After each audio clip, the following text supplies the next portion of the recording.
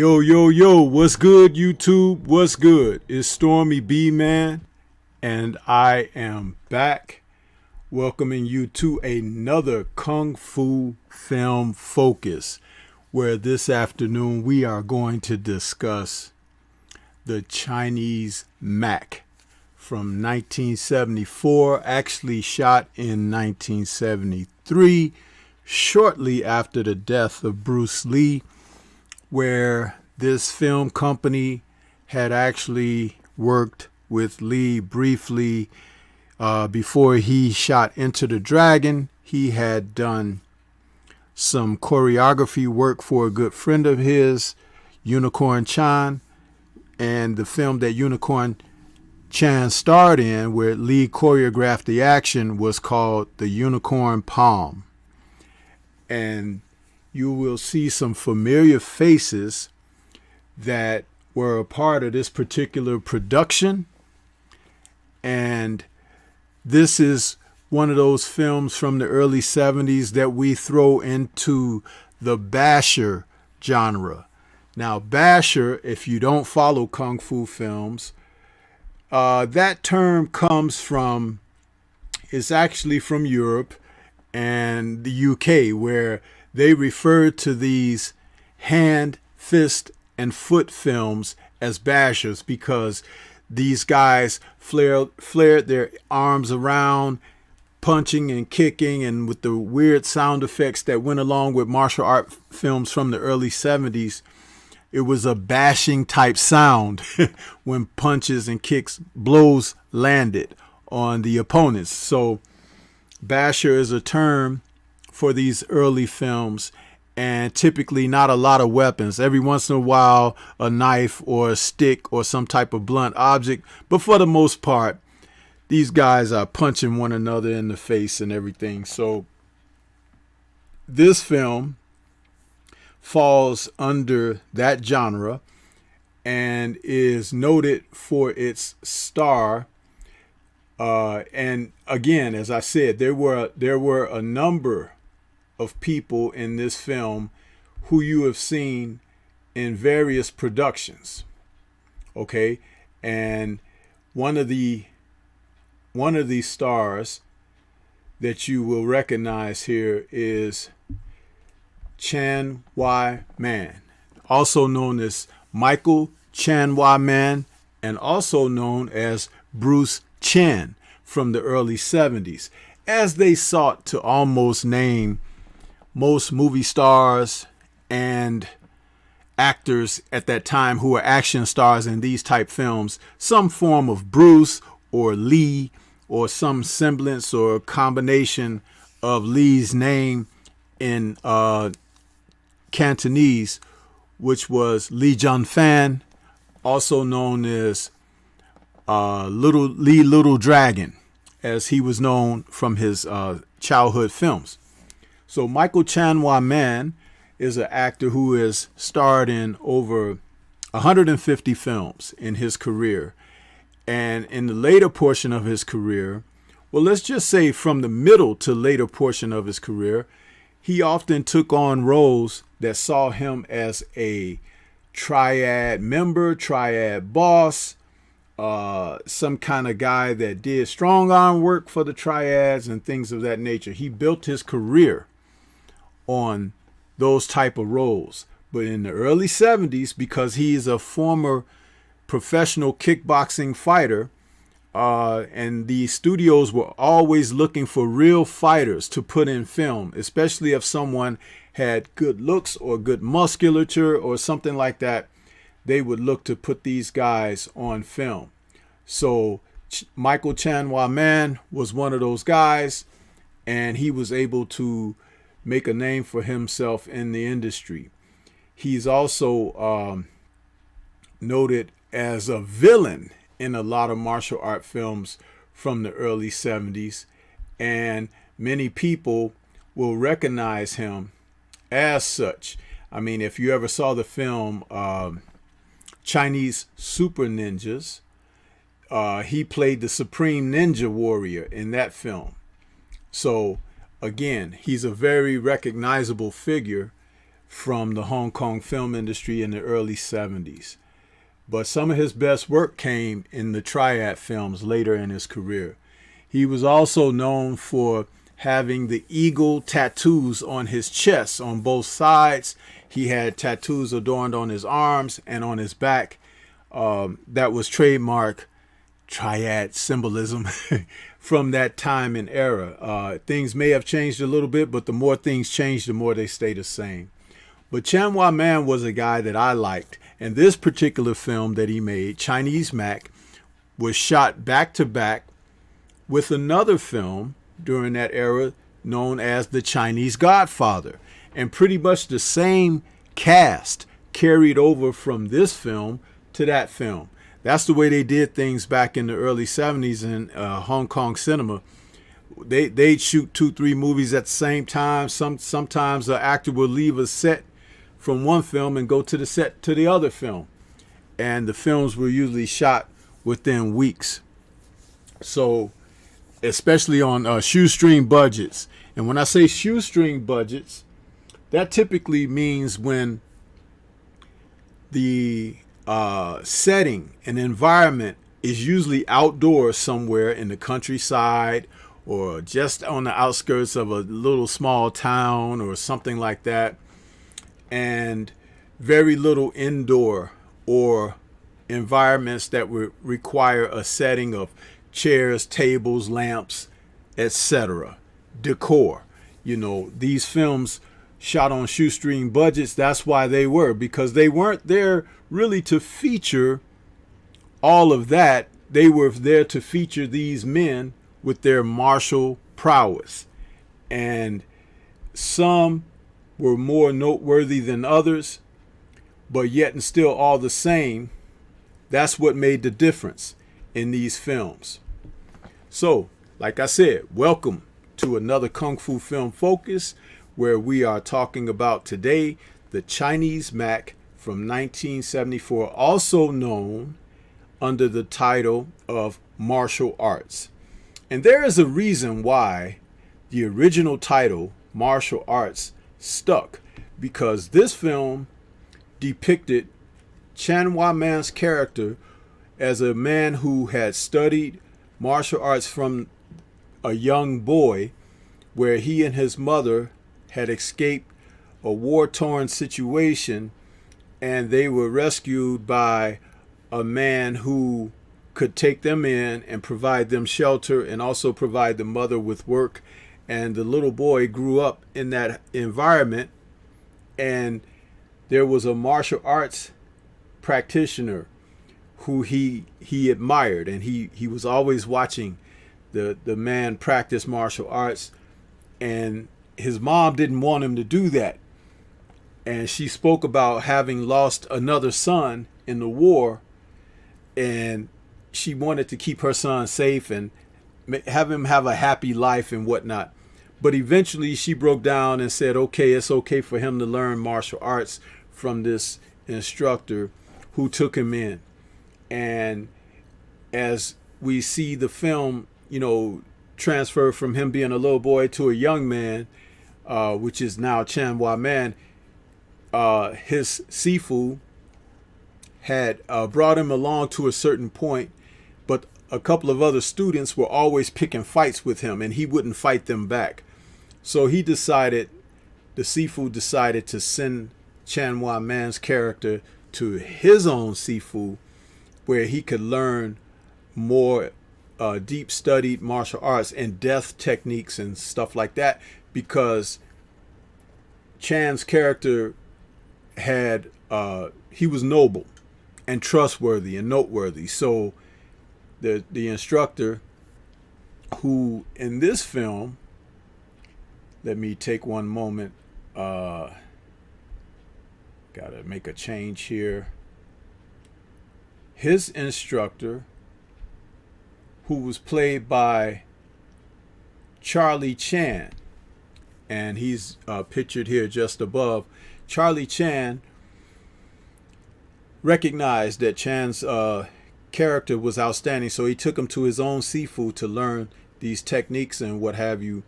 And he decided to not teach the other students anymore, and he quit teaching them because they were not virtuous. Now the story picks up that after Chan learned from Charlie Chen's Sifu, he decides to go on and leave their province and go into the city and try to find work, because he wanted to earn a living so he can take care of his mom and himself. And that is what kickstarts the film. As he ventures off into the city, he learns some things that he hadn't encountered before, because he always lived out in the province. He grew up in the province, so he didn't know anything about the city. Now, this is not an urban type city environment, what we're talking about. It's basically a town. He went into a town. And in the town, you had circus jugglers and shysters out there trying to run game on people, gambling houses and stuff like that. You know, the typical thing. And you see it all the time in martial art films. These guys were treacherous in town. You know, you had guys who scammed money off of people who ran small shops and businesses. And that's where he was able to run into the lovely seductress Hu Qin. Now, Hu Qin was a famous Hong Kong actress who has starred in many films. One of the films that she starred in, right off the top of my head, is The Fate of Li Khan, where that was a Golden Harvest production that starred many of your contemporaries at that time, but it was notably directed by King Hua. So, and it also starred Angela Mao Ying, and was action directed by Han Yin Git. Now, this is the thing about Hu Qin. She was always playing roles of a temptress, or, you know, a scammer, or a lady of the night, or a brothel person, and things like that. But there was always a little bit of depth to her portrayal of each character that she found herself, you know, in these films. And you could actually see when she's acting on screen with men that they were kind of taken with her charisma, because there was a certain way she could look at you and behave and come across, as I said again, like a seductress or something like that. But there was always something just underneath the surface that gives you the impression that, man, she would probably cut your throat if she had a chance too. So, and she conveyed that very well when she played in the film. Rounding out the cast of this film is Pai Ying, who was known from films like Superman 2 and what we have also the bloody fight, films like that. He always played, Pai Ying always played a villain. There were some films like Fist of the Dragon where he played a hero, but he was most noted as a baddie, and he plays one in this film. And then we also had Ching Lu, who is also known from his days of being in the Shaw Brothers films, and he's a short but stocky man. You could see him in films like The One-Armed Boxer and the Three Swordsmen from Shaw Brothers, playing alongside Jimmy Wong Yu. Again, this cast on a shoestring budget found themselves in this film. Lots of kung fu in this film, lots of fighting. And Chan Hua Man was also brought in the action side of things for choreography, because the fight scenes that they wanted to have in here were like realistic fight scenes. They wanted him to come across as a real fighter, you know. So the fights were kind of rugged, along the lines of an actor like Jimmy Wong Yu, who wasn't really a martial arts practitioner, but he came across as a badass on screen. And Chanhua Man didn't come across as a badass on screen. He actually was a badass on screen, and he could actually do a lot of the things in real life. As I said before, he was a former fighter from the ring. He fought in kickboxing tournaments and martial arts tournaments like that. So he was known to do his work for real. A popular movie, and around the same time that we had a film in the U.S. called The MACK with Max Julien and Richard Pryor. The thing about The MACK, it told the story of a former thief from the streets who is getting out of prison, Goldie, who turns to the lifestyle of a pimp. And it's a woman that he knows from his past who helps put him up on game on how to be a pimp in the streets. And he actually become one of the best or the biggest or the most earning pimps, right? The reason why this film, The Chinese Mack, took that title, The Mack, and put it in under Chinese Mack is when Chanhua Man comes to the city, he meets Hu Chen. And she owns a small, I guess you could call it an inn, because you could dine there and you could also stay in a room there. And she was the mistress of the place. She ran the place. It was her place. And when she saw him, she thought that he looked attractive. You could see her looking him up and down and stuff like that. But it wasn't until she saw him in a street fight that was just outside of her place that she really took a liking to him, because he could handle himself, And so when she found that he needed a place to stay, of course she was like, why don't you stay here in my inn? And she became acquaintance with him. And that's also where she began to kind of come into his life in a role of advisor. She advised him on different things, and soon you would have it that he becomes a man about town, especially after he beats up some of the cronies that are in the way, such as I mentioned earlier, Pai Ying and his group of guys, because they did everything from run hustling and gambling houses to fighting dogs and stuff like that. And I want to say, in this film, they show a dog fight that's a real dog fight, and you can see blood on the dogs and everything. One thing about being an animal in a Chinese film, particularly around this time, the early 70s, man, they would show you real blood and gore when animals took it. Horses getting killed, chickens being cut open, and dogs fighting.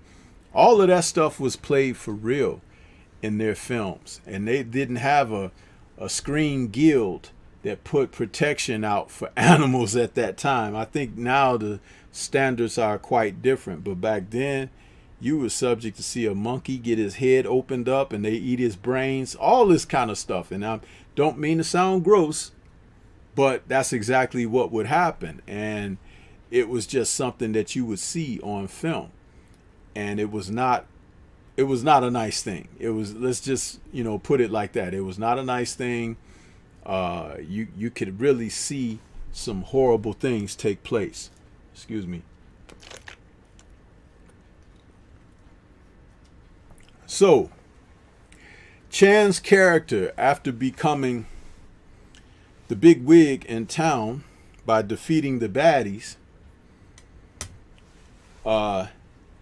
his mistress now, Hu Chen, she starts dressing him in finer clothing, silk Chinese suits and stuff like that, and he's looking all preppy and everything. And of course she seduced him too, gave him his first taste, and of course he fell right in on that, because that's he was a country bumpkin. He didn't know any better, and she was showing him the ropes, and he fell in willingly. But he began to forget the principles of his martial arts teaching, because his senior Sifu had told him that a true martial artist has to be upstanding, protect the weak, show people mercy and things like that, and have principles. This mistress, Hu Chen, as I said, being a seductress, she would be cunning and guiding him in certain directions that would benefit her and they as a couple. And he wasn't really even supposed to be a couple with her, because the gentleman, when he came to town and he set off to, earn a living in town, back at home, he had a young lady that he grew up with, who her dad had entrusted him to marry her once he went to town and found work and became a success. But here he is in town, and he's with old girl Hu Chen, and they're having a great time. It's like he's forgetting his principles. In the meantime, there's this young man who's always around, because the town is not large at all. It's a small town. But there's this young man who's always watching his fights and stuff, and he admires him, because he's like, oh, he's fighting pretty good. I like how he fights. So the young man is like taking a liking to him and studying his almost every move. But then comes the compromise of principles.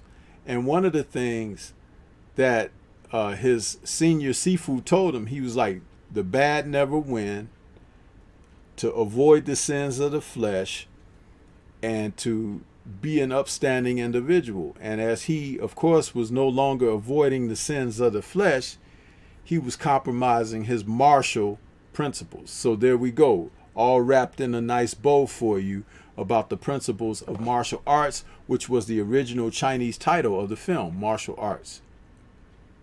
So this is the type of movie that you could just enjoy it for the action, because there's like a fight scene every 5 minutes or so, every 10 minutes. The movie is almost all fighting. And that's okay if you know what you're looking for when you watch martial art films. Now, the action and choreography of this film is rather crude. There are not a lot of smooth scenes. It's kind of rugged. It's almost like someone took a camera and watched some dudes go at it as street fighting. And that's fine, because that's what bashers were in the early 70s. Everything wasn't always smoothly choreographed, like the Shaw Brothers films, or even some of the Golden Harvest films where Sammo Hung was the choreographer for, and things of that nature. But Chanhwa-man acquits himself because, let's just put it like this. The guy Ho Chang-tao, who was also known on screen as Bruce Lee, which I don't like to call him that.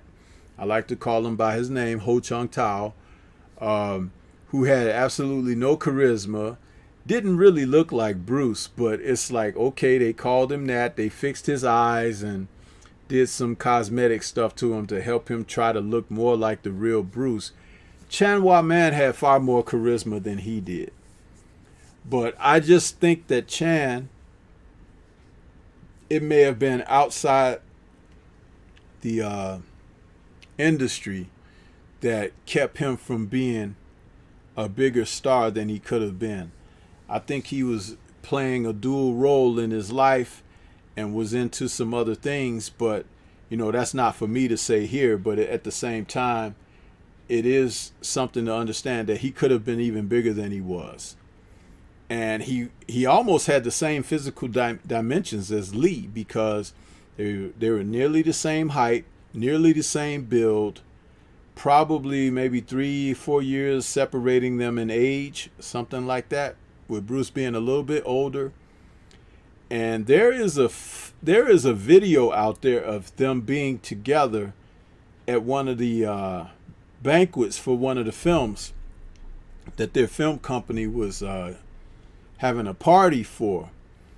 And when you see Lee and he together on that video, Lee is wearing like a polo shirt, a red polo shirt that has long sleeves, and Chan is wearing a collarless polo shirt with short sleeves and they're standing near each other. They look a lot alike to me. I mean, it's just, it's funny. It's just a weird thing.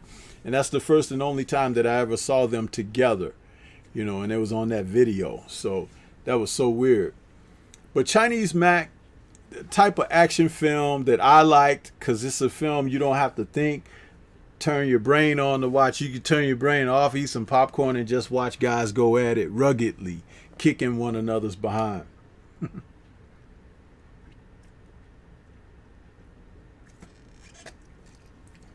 I want to say salute to everybody that came out to check the stream out. We had Reese Bro out there. He says salute to Stormy B Man, the Wrenches, and everyone in the chat. Sean came out and said, Stormy B Man, salute. Salute to you, Sean. Akando Sami Hassan, the channel members out there, says Sensei, and he's giving me a cheers. Benjamin Harrington says salute Stormy. Salute to you, Benjamin. And Simon Bridgman, new channel member. Simon Bridgman, I shouted you out yesterday evening.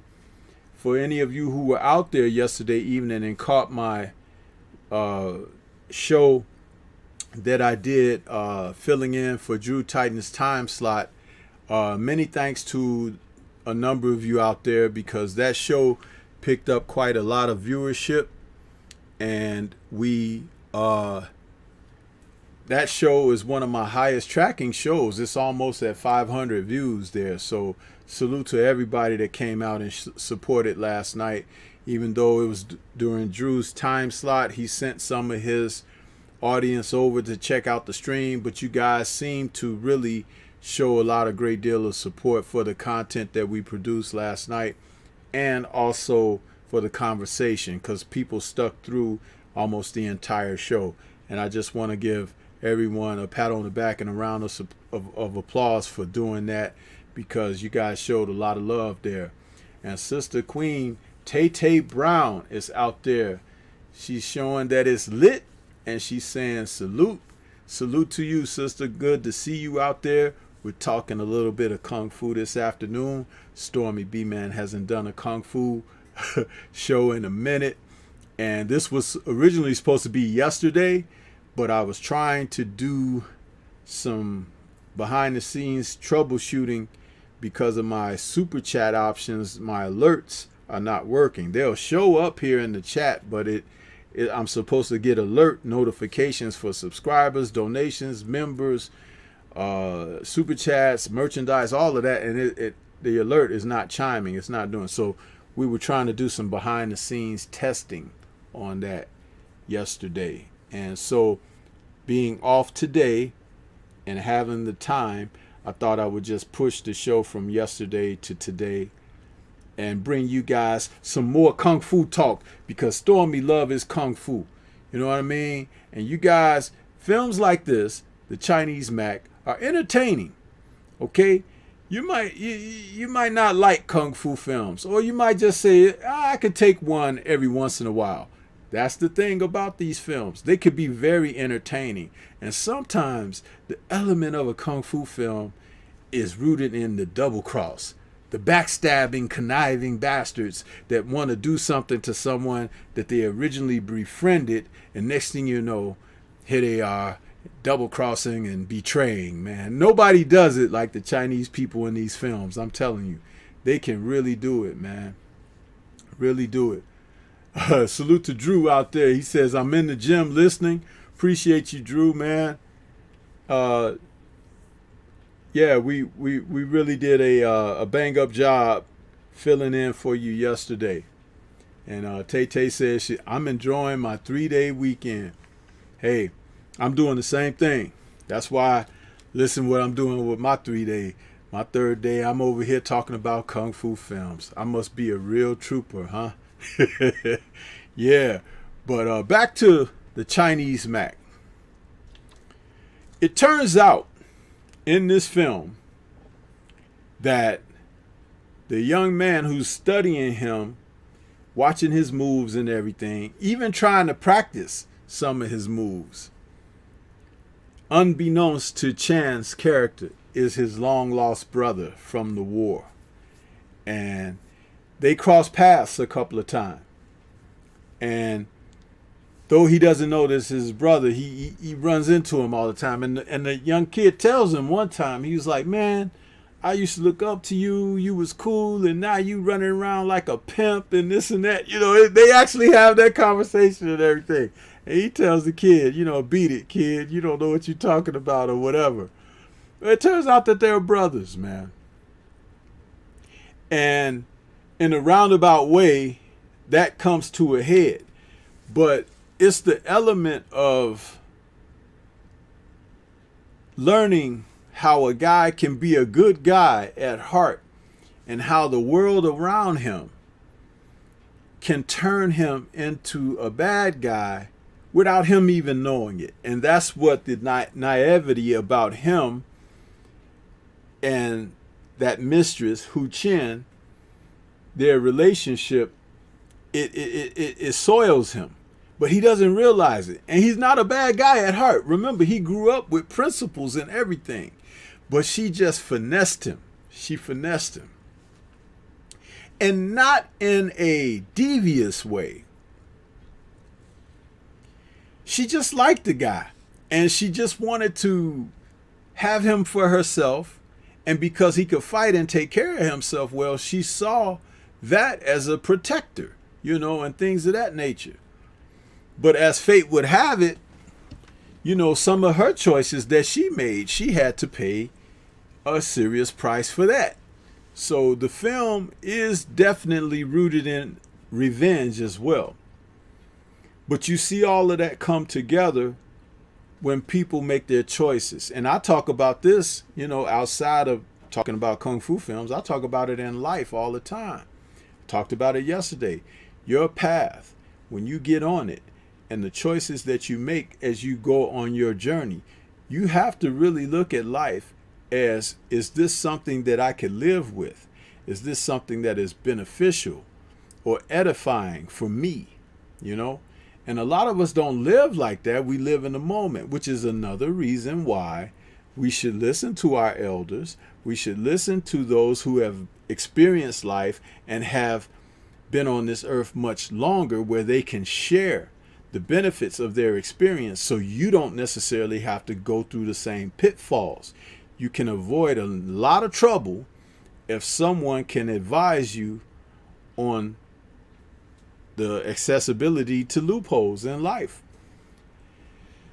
We live in a time now where a lot of people don't want to give respect, acknowledgement, or care and concern to elders.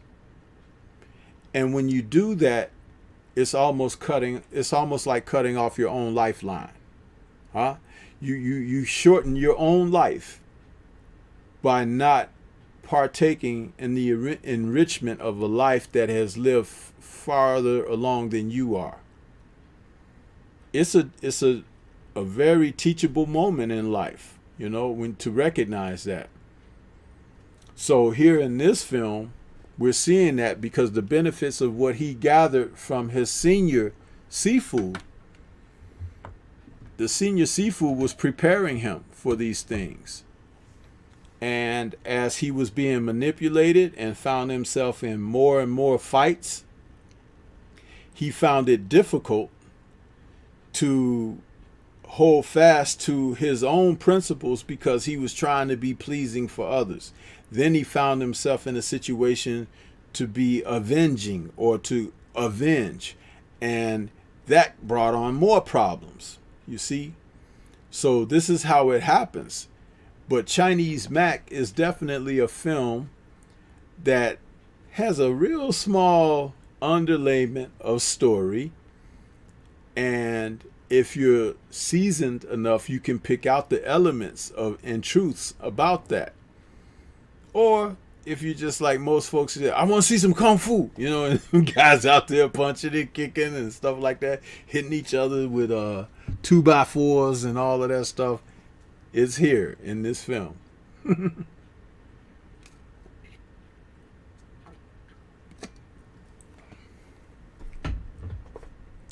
Yeah, I'll tell you, the original poster art that you see here behind me, I've got two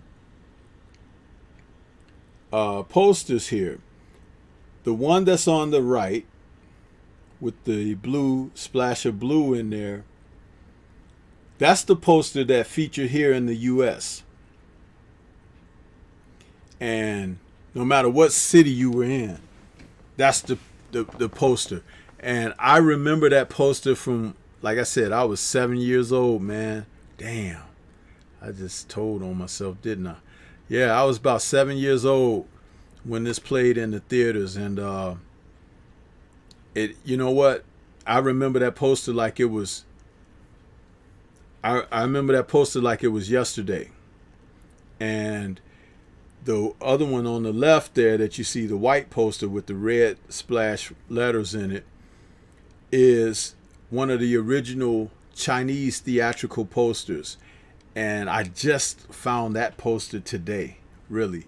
So I said, wow, that's one of the reasons why I started a couple of minutes after the hour, because I was putting this in, I was downloading this poster, and I was like, man, I got to use that, because when I came across it, you know, it's a striking poster, a good shot of Chanwa Man and the two ladies in his life underneath, and the villains that are at the bottom in the 5 panels there at the bottom are all the villains that he fought throughout the film.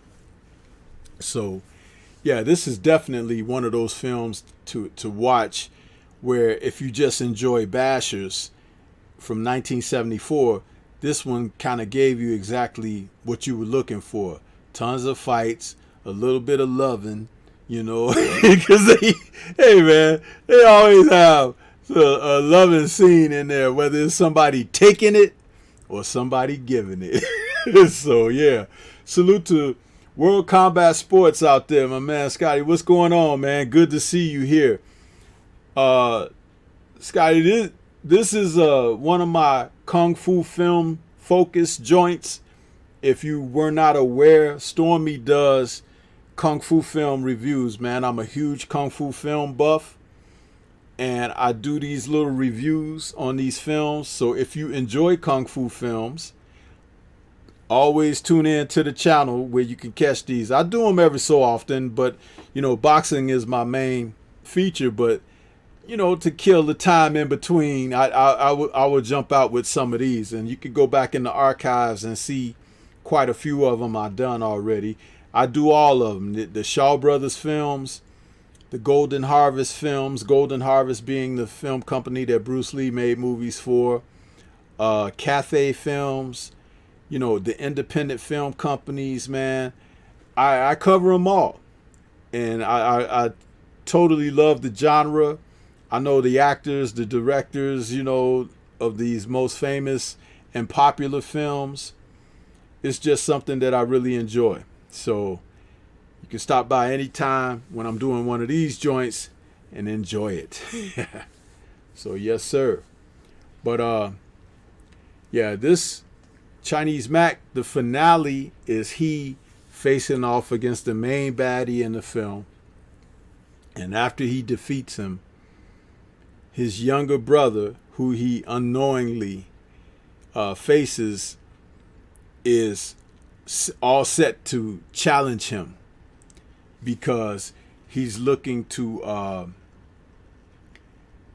you know, put him in his place, so to speak, because he's a bad guy, you know.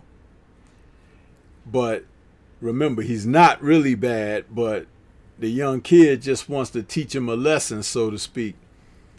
And it's only when his mom happens to come across them while they're fighting, and she's like, "Hey, don't fight, he's your brother." You know, it's like they always, you know, in the Kung Fu movies, there's always somebody too who's telling the guys to not fight. But they learn how to fight so they can protect people and protect each other and stuff like that. But it's always, don't fight, don't fight. And when they say that, it's like somebody getting their butt whooped. You know, it's like, man, if I'm going to learn Kung Fu, I'm going to use it. You know what I'm saying? I'm not going to go out looking for some fights. But you can best believe when it calls for one, I'm going to be like, how they do, they take their shirt off, throw it on the floor.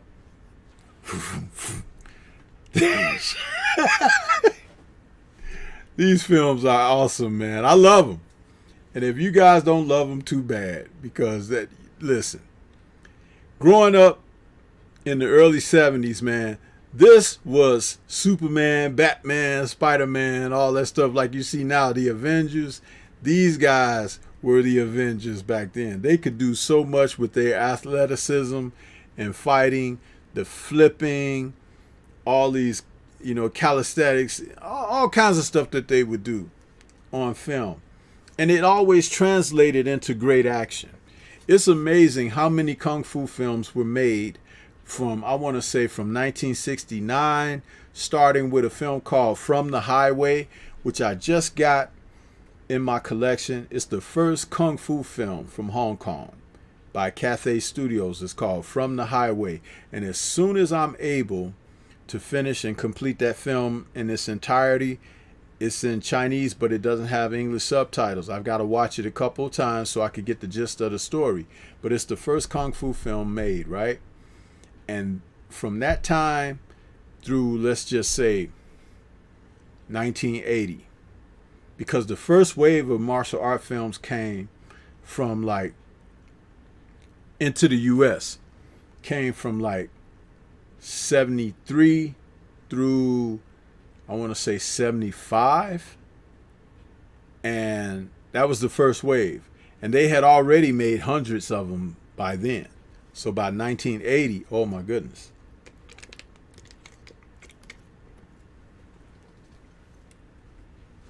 But just to watch these films, it's a treat. I actually have this movie playing on my TV in the background. I got the sound muted, but just watching the fight scenes, it's entertaining. And there were, in the early 70s, some European martial artists who participated in these films. And there's one guy in particular who's in there. I don't have his name because it was unlisted. But I've seen him before in some early 70s films. But yeah, great film to just enjoy, but it's not a great film as far as the status of films. If I were to rate Chinese MACK on a scale of 5 stars or less, I'll give it 2 stars. And 2 stars is kind of like, it's watchable. 3 stars is the action is, good enough to really hold your interest. 4 stars is it's got a good story, or it's got pretty damn good action to really tide you over. 5 stars is it's got the full package. Great story, great choreography, great production, everything all rolled up in a bow for you. So Chinese MACK, I put it in that area of I give it 2 stars. And a lot of that falls on the shoulders of STORMYBMAN'S, because he and Hu Chen, they carry the film pretty well. They carry it pretty well. And it's interesting because the film, what are we calling it? The Chinese Godfather pretty much carries over the same cast. And the films actually got mixed up. Like if you go on the IMDb, they still have these films crossed up. You can see it as the Chinese Godfather when they're talking about the Chinese MACK, and you can see the Chinese MACK when they're talking about the Chinese Godfather. So they did manage to goof that up, and nobody has really called people out on that. But I don't feel it's my place because I do enough here on my channel.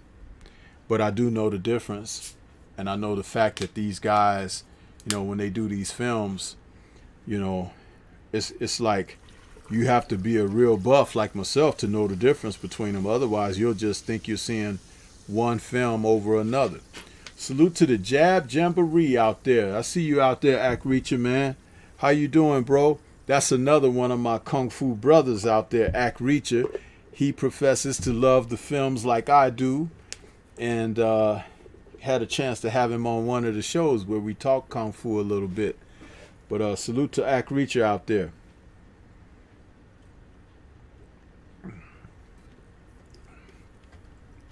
And I like drinking this sparkling mineral water. It's very good.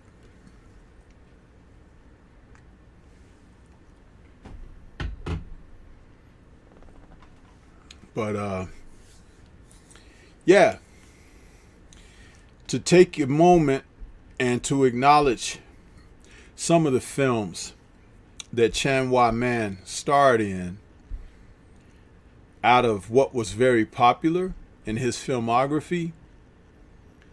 The gentleman, he starred in a number of big time movies, a number of them. Let's see if I can call off a few of the titles. Ack Reacher says, I love these lives. Yeah, appreciate you, Ack. Appreciate you, man. Chan Hua Man has starred in films like Tiger vs. Dragon. That's from 1972. That was actually his first film. And Tiger vs. Dragon is also known as Kung Fu The Invisible Fist, I believe, which is another film that I should do a review on because I didn't do that. And that's from 1972, Chan Hua Man's first film, Tiger vs. Dragon. He only had a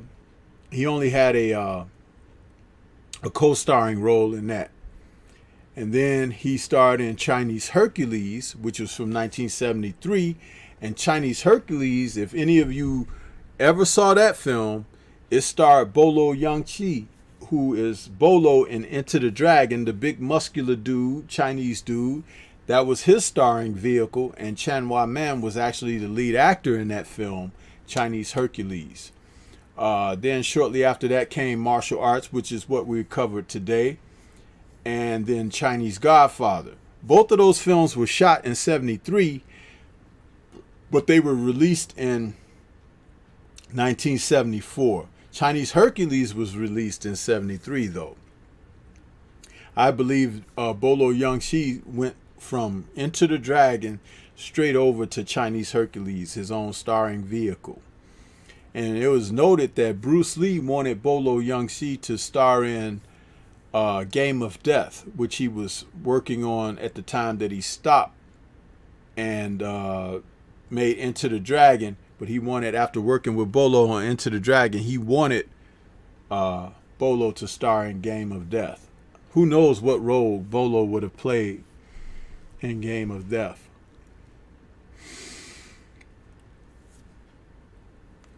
Another film that he played was Challenge of the Dragon. He was in All Men Are Brothers, which is actually Seven Blows of the Dragon Part 2. The Ming Patriots. He's been in some other Shaw Brothers films like Shaolin Handlock.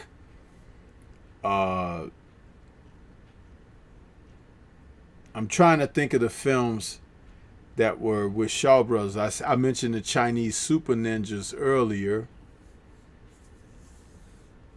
He played in some films with Ho Chung Tao, the Bruce Lee imitator, The Invincible Killer, Bruce Lee the Invincible, Bloody Treasury Fight, The Heroes, which was an independent film starring all of the Shaw Brothers guys with Tai Lung in the lead role along with Chan Hua Man. That's a very good film, The Heroes.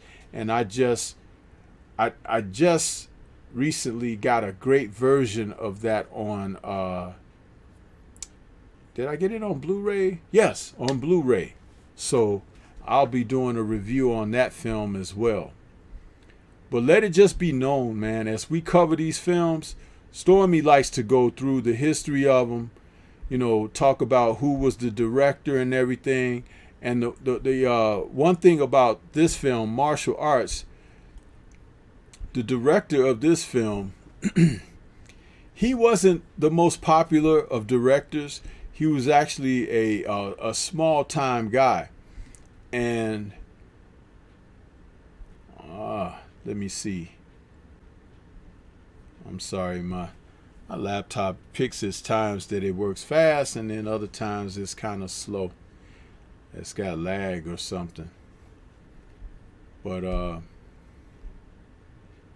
yeah, the director of this film was Herman Shu Dai-chon. Dai-chon is a director who, I mean, he's done a few of these, old time Chinese kung fu films, but he wasn't the most popular guy. He's from Taiwan. He did this film. He did another kung fu film called The Karate Killers, and that's from 1973 as well, starring Jason Pai-Pao. And Jason Pai-Pao became action star who starred in independent films. Like, he was in a film with Ron Van Cleef called The Black Dragon, and also in The Black Dragon's Revenge. He starred in some other Shaw Brothers films where he was not necessarily featured. I think The Iron Prince or something like that, Shaw Brothers title. But this director, Herman Chu Dai-chun, he is not a very noteworthy director. He wasn't one of the most popular guys, but he did cut his teeth making these bashers like The Karate Killers and martial arts. But Michael Chan-wah-man went on to do so many other things and became a very well-to-do man in the industry. I mean, he was a director of one film. He produced 3.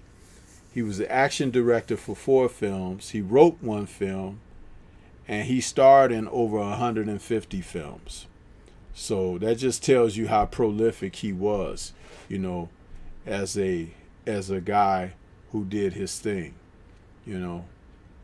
The film that he directed was Gangland Odyssey, and that was from 1990. Another one of those triad type films, So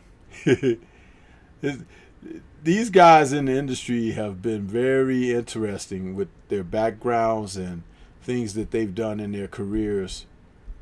And a lot of them have really given light to what goes on in real life as their lives mirrored their careers in the industry. Jackie Chan is one of the few who were able to cross over big time. Bruce Lee was just about to cross over big time, but died before he could experience it. And Jackie Chan, being a different personality than Bruce, he was able to stick around for a while. He's an old man now, Jackie, but it's amazing what he's done with his body of work. So, Jab Jamboree says, I've been watching the Hanzo films. Yeah, those are good, aren't they? Man, Hanzo the Razor, those Japanese films, man. I got to get back into my Zatoichi, man. I got the box set, and I've only watched about 3 or 4 of them out of the box set, but I got so many more to watch. Just not enough hours in a day to do the things you want to do, man. Really not. Rashid Rourke is out there, says, peace, my brother Stormy B-Man. Peace to you. And peace to everyone, he says. Reese Bruh says, Van Damme movie. Jean-Claude Van Damme. Rashid says, I thought that was him on the cover, the brother from Shaolin Handlock. Yeah, that's Chan-wah-man from Shaolin Handlock. Demetrius Bright says, salute Stormy B-Man in chat. And Rashid is greeting Demetrius Bright. So yeah, man. But that's, we've come to the end of the hour here, and Stormy don't like to take it too far beyond that when I'm doing the Kung Fu Film Focus. It's just a chance to get out here and talk a Kung Fu film up and bring to note some of the things that have transpired with some of these actors out here, man, and what they did that was interesting with their careers. That's how I like to do it, man. Be in and out like a slot machine. But yeah, great film, huh? Great film in martial arts. A basher, you know, gives us a chance to review, talk about these a little bit. But and I didn't even get a chance to show you any of the clips from the movie, because I had a couple of clips I could have shown you. But it's okay. I can revisit this. I can come back. I've got all the information and everything downloaded, so it's not like I won't have anything to share with you. But I really appreciate the few of you who are out here. I know there's some other brothers on doing their thing. I'm not usually on at this time. I was off today. Was going to do this show yesterday, but had to take care of some technical things behind the scenes. So I had pushed it over to today. Only otherwise I've been at work today myself. So, but I appreciate all of you guys coming out to support. Hit that like button. Show me some interest as you know, venture into listening to me talk about Kung Fu films. Jab Jamboree says, Stormy B Man, Hanzo the Razor, Sword of Justice, stars Shintaro Katsu. Yes, sir. Yes, sir. One of the best to ever do it in Japanese Shambara. Yes, sir. I love it.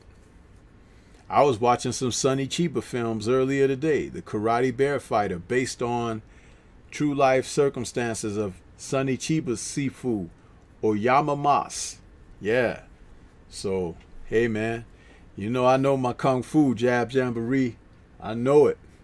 But I'm going to get on out of here, you guys. I appreciate you guys coming in and check me out. You know, we're going to come back with another one. I'm not sure which one I'll do next, but I'll make it interesting. Maybe it'll be a Shaw Brothers films. A lot of people love Shaw Brothers, but they made so many that they just kind of like flooded the market with their own titles. But I like to talk about smaller independent films like this too, because they matter. They got us through the entire process of checking out this genre of films. So, but yeah, that's all I got for you guys now. Catch you guys on the next one. This is Stormy B Man, and this was another Kung Fu Film Focus. If you didn't smash that like button on your way in, please smash it on your way out. Peace to everybody, and I'll catch you guys soon.